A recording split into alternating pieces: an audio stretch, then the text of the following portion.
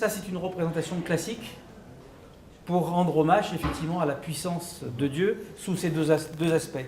L'aspect lié à la vitalité, à l'énergie féminine, et l'aspect lié à la transcendance, qui est le côté plutôt masculin. Okay. Donc ça, c'est vraiment la peinture classique, telle qu'on la voit toujours sur les murs des maisons de ce secteur qu'on appelle Madhubani. Parce qu'en fait, Madhubani, c'est une toute petite ville qui se trouve au nord donc, du Bihar, à la frontière du Népal. Et le courant de peinture, il concerne cette petite ville, qui est plus petite que Bourg-en-Bresse, et puis les quelques villages autour, voilà. C'est pas plus que ça. Mais ça a vraiment une grande notoriété parce que, là je pourrais m'adresser au spécialisme du vishnouisme, puisqu'on raconte que dans cette région-là, effectivement, il s'est passé plein de choses dans une période reculée dont on ne sait pas si elle est liée à la mythologie ou à l'histoire. Okay, on est entre les deux. Okay. Donc c'est la raison pourquoi laquelle cette peinture s'est ancrée là-bas. Et en fait, il y a plusieurs styles de peinture qu'on va voir ensuite dans ce propre groupe. Tout à l'heure, je vous ai parlé du mariage en parlant de cette peinture. Je vous ai dit aussi que chez les hindous, le mariage, c'est 7 fois autour du feu. Ça, c'est une cérémonie particulière chez Madhubani qui consiste à faire de sorte qu'une femme, avant de se marier à un homme, se marie à un arbre. Et c'est un rituel qui est exactement le même que celui du jour du mariage avec un homme. Alors là, on a une corde qui est passée cette fois autour de l'arbre, on a les mains trempées dans le, je ne sais plus quelle poudre, le sindour, le poudre rouge qu'on met sur la main. Il y a la maîtresse de cérémonie qui est là, etc. Je ne connais pas tous les détails, on les a sur nos fiches. Mais pour montrer à la fois l'importance de l'arbre, qu'on retrouve quand même un peu toujours, un peu dans toutes les cultures qu'on a présentées aujourd'hui, et a fortiori chez les Madhubani, et en même temps le caractère sacré de l'événement qu'on construit autour de lui. Et il n'y a rien de plus sacré, bien sûr, que le mariage, qui est l'élément essentiel de la vie de ces communautés. L'interprétation que je connais, qui n'est pas très agréable, mais qui je pense probable, et que de toute façon on m'a donné à plusieurs reprises, c'est que le fait qu'une femme se marie à un arbre avant de se marier à un homme, c'est que ça la libère de ses pulsions négatives. Là, on ne travaille systématiquement qu'en noir et en rouge. Et on retrouve, comme très souvent chez les Madhubani, hormis l'arbre, la vache, qui est cette fameuse référence à Kamadhenu, qui est effectivement une sorte de vieux souvenir de la déesse mère, du temps de l'animisme. Les dieux sont devenus masculins au fil du temps. Dans le christianisme, partout, les dieux sont masculins. Dans l'hindouisme aussi.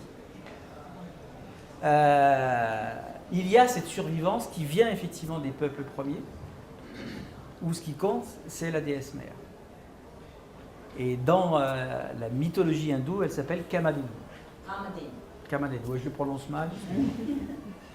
Alors il s'agit à nouveau d'un arbre de vie. Alors avec des signes qu'on trouve très souvent dans la peinture Madhubani, il y a très souvent l'arbre qui puise ses racines dans l'eau avec des poissons et des tortues.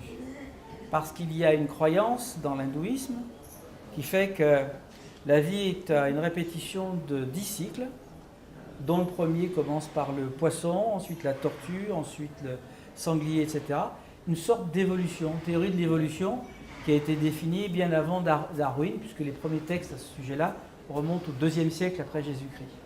Donc on considère qu'effectivement, après il y a le mammifère, et ainsi de suite, l'être humain, et ça se terminerait à une dernière étape qu'on ne connaît pas encore, avec quelqu'un qu'on appelle Kalki, qui sera encore plus évolué, entre guillemets, que nous tous. Avant, il y a eu Bouddha, il y a eu Krishna. Et donc ça, c'est toujours un regard vers l'évolution.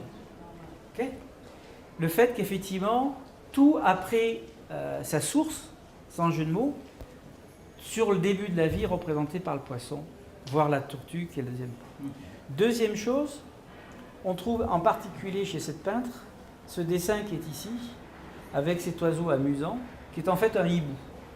Alors ça me permet de faire aussi référence à quelque chose qui est très commun dans l'hindouisme, c'est que toutes les divinités, elles ont un véhicule, une monture. Ainsi, on parlait de Ganesh tout à l'heure, il a un rat. Okay, Shiva, dont on parlait tout à l'heure, il a un taureau. Il y a une divinité qui, elle, a pour monture le hibou. Et ça, c'est le hibou.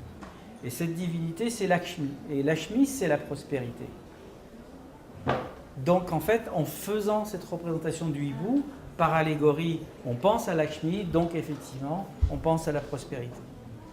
On est toujours dans des peintures qui sont excessivement codées et que seuls les Indiens familiers de leur propre culture, bien sûr, peuvent décrypter. Et chaque détail est ainsi. Les perroquets, c'est plutôt l'amour. Rien n'est fait par hasard. C'est comme les peintures dont je parlais tout à l'heure. Dernier type de peinture, toujours parmi les Madhubani, mais la troisième caste, qui est une caste dite de Dalit, d'intouchable, où là, c'est une répétition de signes qui sont en fait des tatouages. Ça fait penser un peu au mantra. Ouais. Donc ce sont des répétitions de personnages, ça peut être des éléphants, des perroquets, des pans, le roi Shailesh qu'on a très, très souvent qui fait référence à un conte. Voilà. La peinture Madhubani, donc c'est un terme qu'on dit ombrelle pour toute une région du nord de l'Inde et qui regroupe 3 types de peinture avec des couleurs différentes et avec des techniques différentes.